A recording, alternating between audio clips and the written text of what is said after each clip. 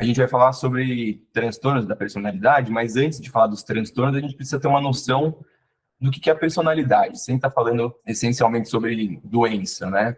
Então, isso é uma definição, digamos, resumida, né? Porque é um tema extremamente complexo, que traz o que seria a personalidade normal, né? Então, são padrões duradouros de percepção, relacionamento e pensamento sobre o ambiente e sobre si mesmo, que ocorrem em diversos contextos sociais e pessoais. Isso é uma coisa que eu sempre falo, que vai discernir uma personalidade normal ou até um outro transtorno mental de algo patológico ou não, é justamente a linha de corte é o sofrimento e prejuízos objetivos na qualidade de vida do paciente, né? Então, quando a gente fala de transtornos da personalidade, a gente está falando de indivíduos que têm características mal adaptativas ao ambiente, uma inflexibilidade um pouco maior, que carregam, como eu já disse, um sofrimento subjetivo, tem um prejuízo no funcionamento global, né, nas diversas esferas da vida, né, nas relações interpessoais, no trabalho, etc., e que vão gerar, muitas vezes, alterações no pensamento, manifestações emocionais, impulsividade e também no comportamento.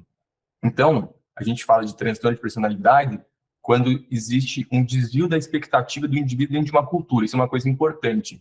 Uma coisa é o que a gente tem no Brasil, uma outra coisa é o que a gente tem em algum outro país dentro daquele contexto. Então, a gente espera que o indivíduo se comporte de uma maneira, digamos, adequada dentro desse contexto cultural. Sobre os transtornos de personalidade, seus grupos ou clusters e suas principais características, qual que é a alternativa correta? Então, vocês devem lembrar que a gente tem 3 grandes grupos ou clusters e cada um deles tem algumas características em comum, né? A gente está falando de 10 transtornos de personalidade.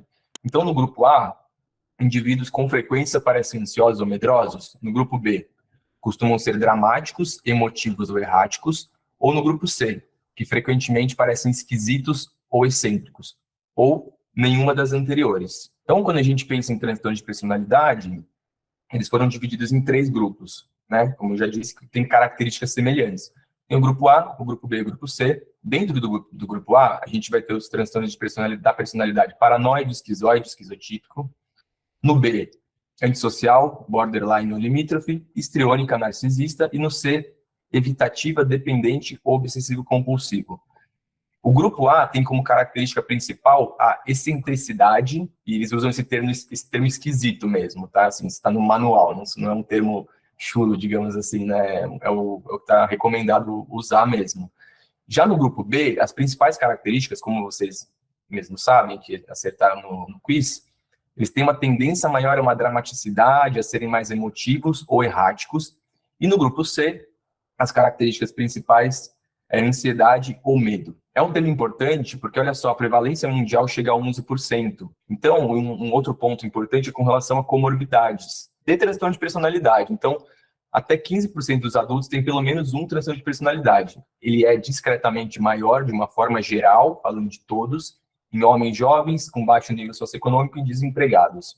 E também eles têm umas comorbidades altas com outros transtornos de personalidade. Então, olha só esses dados. O grupo A chega a ter 1,5%, o grupo B 6%, o grupo C 9,1%. Quer dizer que quando a gente está diante de um paciente que a gente desconfia que ele tem transtorno de personalidade, é sempre bom investigar se ele tem alguma outra comorbidade clínica ou mesmo de transtorno de personalidade.